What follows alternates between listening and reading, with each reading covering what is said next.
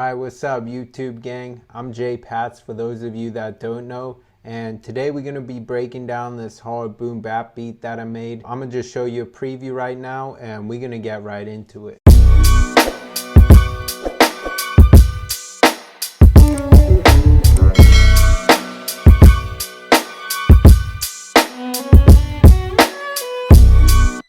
Yeah, so you could just hear it knocks, it's grimy, it's a hard, dope boom bap beat with a cool little swing. So I'm going to show you how I achieved all of that.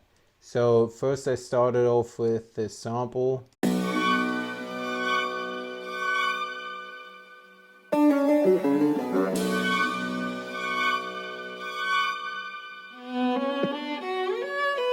Pitched it up 4, and then I took these other chops. If I'm sampling, I like starting with the sample and just the chops that I'm gonna do, because once I have the chops arranged or figured out, then I kind of know what I'm gonna do with the whole beat, so it makes it easier for me to do like drums, bass, and just layer in things on top of it. After I had this little loop going from the sample,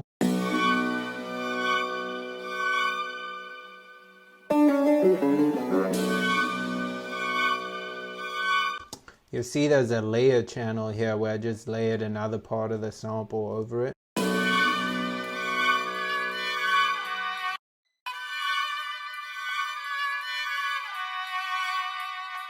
So it's just like another layer that helps as a good turnaround for the sample instead of just looping this the whole way.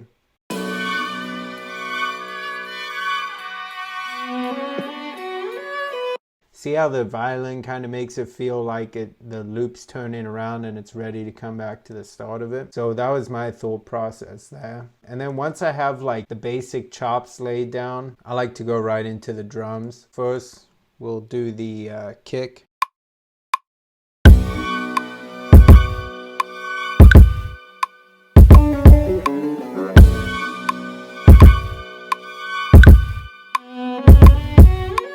Alright, so this is the snare that I use, same thing, simple and hitting on the 2 and the 4.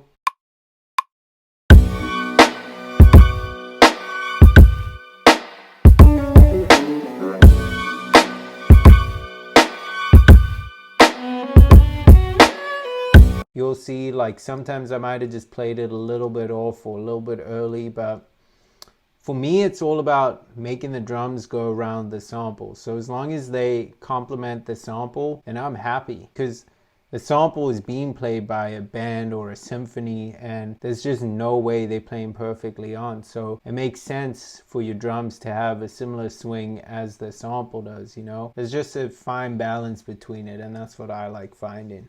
Next I did the hats.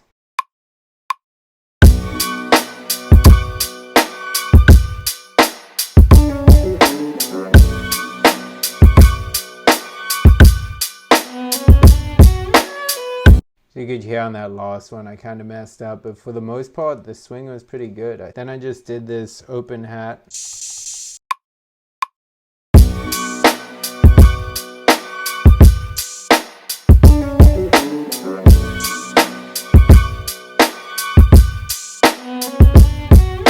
Now I just added this crash over here to, I don't know, I just liked how it sounded, to be honest.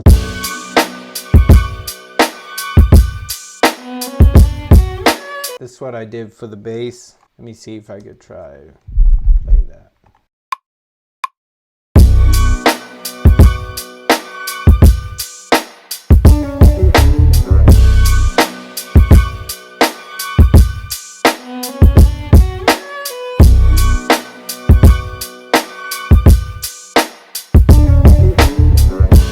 You could tell I messed up a lot there, but I'm gonna just undo this so I could show you what I actually programmed. Yeah, so really simple, just mostly hitting on B, and then I had these little turnarounds every few bars.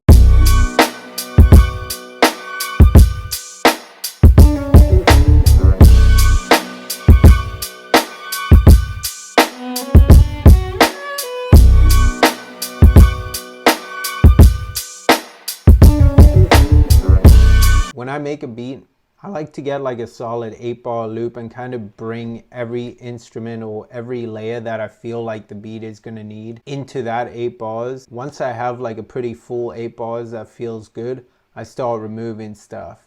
So the final thing I felt like I needed to add before I started removing stuff to arrange the beat were these strings. So I literally just stayed on B and played these.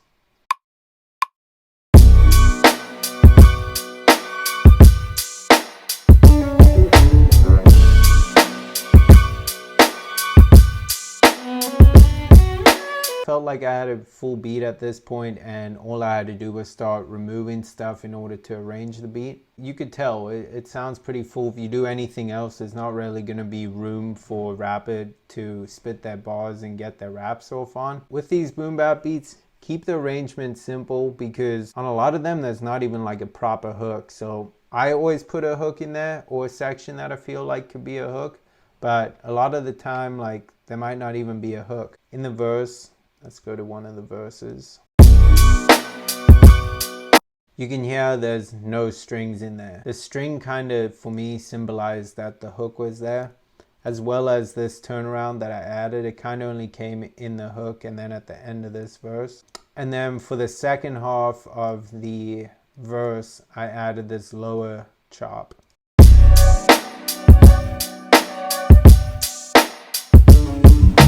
So it's the same thing as the first half of the verse, it just goes an octave lower. And that just felt like it added a little bit of variation. And I did the same thing for every verse, as you could see here. And that's another verse. As for arrangement, we just did a 2-bar or 4-bar intro, which is just the chops without anything. And then when the beat drops, we have that, the 16-bar verse, and the second half going down an octave. Then we have the hook, which is 8 bars, going into the strings, and then another verse. And then again, it goes down an octave. Now the hook, same thing, bring the strings back in, and so on. It's the same thing. Just pretty much copied and pasted over like this. Pretty much like that. As you can see, there are like minor changes, such as like little dropouts and that, but for the most part, it's very simple. And then we just have the 4-bar outro. Alright, yo, so thank you for checking out the video. Hopefully there were some gems in there that you can apply to your own beats. If you want to hear the full beat, I'll leave a link in the description below. And please don't forget to hit that like button and the subscribe button, as well as the notification bell, so you don't miss a video from me. It'll also really help me out because I'm starting this channel from scratch, and I just want to grow and share my knowledge with you guys. So let's get it. I'm Jay Pats. Peace.